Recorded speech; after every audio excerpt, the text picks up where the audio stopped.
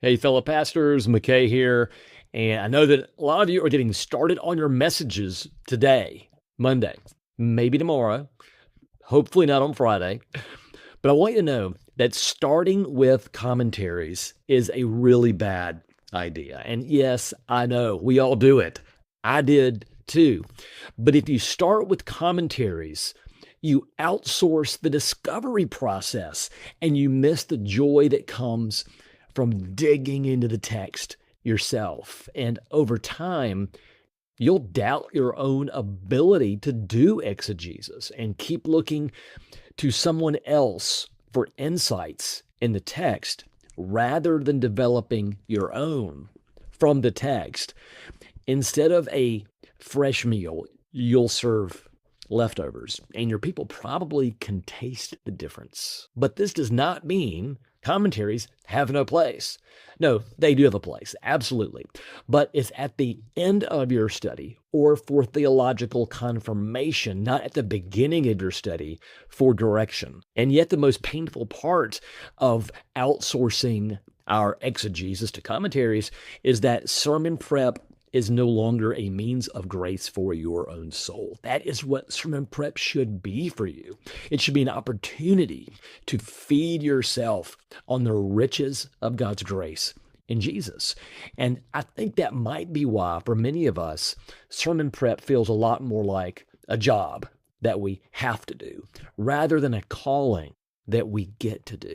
You may even be wondering, why does sermon prep feel so heavy? Why is it a burden to me? But what if I could tell you that engaging the text with confidence, apart from commentaries and without feeling lost, what if you had a framework that guided you through that discovery process so that you truly could grow in grace as you prep every sermon? Well, that's one reason why we have built Preach 360 to be an online sermon studio that guides you through raw exegesis to full manuscript by Wednesday. Yes, it is amazing. And it's not because you're cutting corners or taking shortcuts, not at all.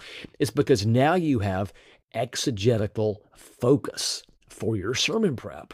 This tool simply acts like a Socratic preaching coach, asking you questions, guiding you through the investigative process in the text. You'll never have to wonder where to start your study or where to end your study. It's all built into the process. You just follow your guide. And yes, it is in depth, but it's not complicated. As one of our church planters in the ministry, Chris, says, the Preach 360 exegesis process sets up the passage better than any commentary work I've ever done. It really gets me into the text. And I love hearing that. Thank you for sharing, Chris. So imagine starting your prep without wondering, where do I begin? Without having to ask, what do I do next? And how do I know if I'm studying the right things and not wasting time? How can I know that what I'm doing right now is actually fruitful for my actual sermon? Those are old questions. Those are not the questions you'll have to ask anymore.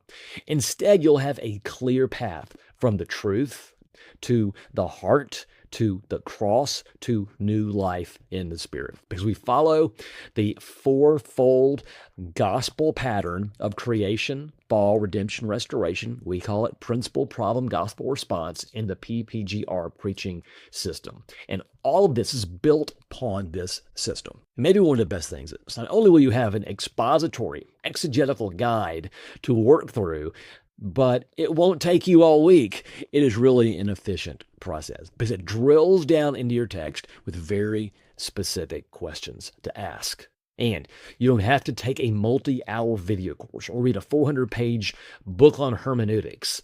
Not that those are wrong at all, but just follow the prompts from your coach and rediscover the joy of biblical exegesis. So if you have been outsourcing your study and you want to go a different way, then Preach 360 will help you preach and prep for preaching with fresh conviction, because you will have been in the text and you will have drawn out the insights. You'll have clarity and I think greater joy. And if that's what you want, then drop by preach360.com. rediscover.com. My name is McKay Caston, and I lead a community of pastors in our ministry in over 20 countries who are learning to dig into the text this way and frame their sermons with the Bible's own built-in sermon framework. I'd love for you to join us and look forward to seeing you next time.